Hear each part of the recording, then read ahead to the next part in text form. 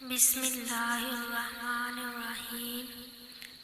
رسول اللہ صلی اللہ علیہ وآلہ وسلم کو یہ فرماتے ہوئے سنا کہ علامت قیامت میں سے یہ ہے کہ علم دین کم ہو جائے گا، جہل ظاہر ہو جائے گا، زنا و کثرت ہوگا، عورتیں بڑھ جائیں گی اور مرد کم ہو جائیں گے، حتیٰ کہ 50 عورتوں کا نگران صرف ایک مرد رہ جائے گا۔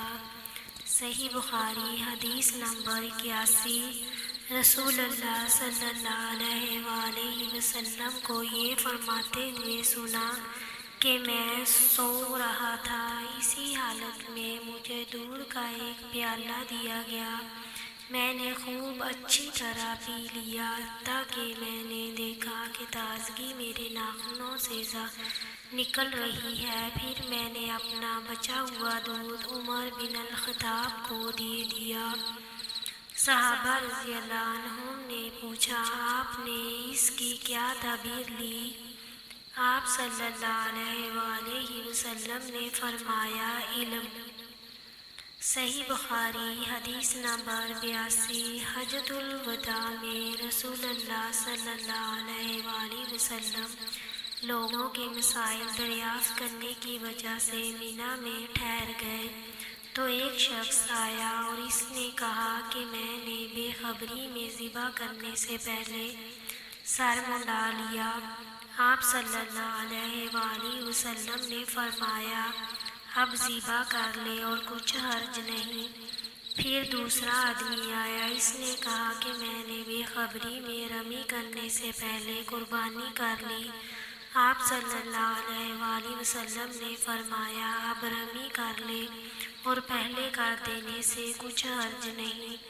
ابن عمرو کہتے ہیں، اس دن آپ صلی اللہ علیہ وآلہ وسلم سے جس چیز کا بھی سوال ہوا جو کسی نے آگے اور پیچھے کر لی تھی تو آپ صلی اللہ علیہ وآلہ وسلم نے یہی فرمایا کہ اب کر لے اور کچھ حرج نہیں۔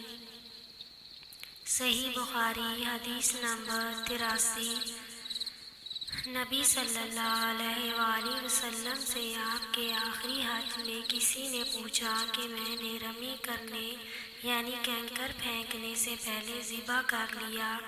آپ صلی اللہ علیہ وآلہ وسلم نے ہاتھ سے اشارہ کیا اور فرمایا، کچھ حرج نہیں۔ کسی نے کہا کہ میں نے ذبح سے پہلے حلق کرا لیا۔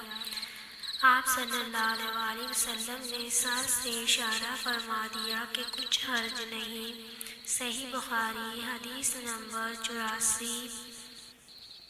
آپ صلی اللہ علیہ وآلہ وسلم نے فرمایا کہ ایک وقت ایسا آئے گا کہ جب علم اٹھا لیا جائے گا، جہالت اور فتنے پھیل جائیں گے اور حرج بڑھ جائے گا۔ آپ سے پوچھا گیا کہ یا رسول اللہ، حرج سے کیا مراد ہے؟ آپ صلی اللہ علیہ وآلہ وسلم نے اپنے ہاتھ کو حرکت دے کر فرمایا، اس طرح گویا آپ صلی اللہ علیہ وآلہ وسلم نے اس سے قتل مراد لیا۔ صحیح بخاری حدیث نمبر 85۔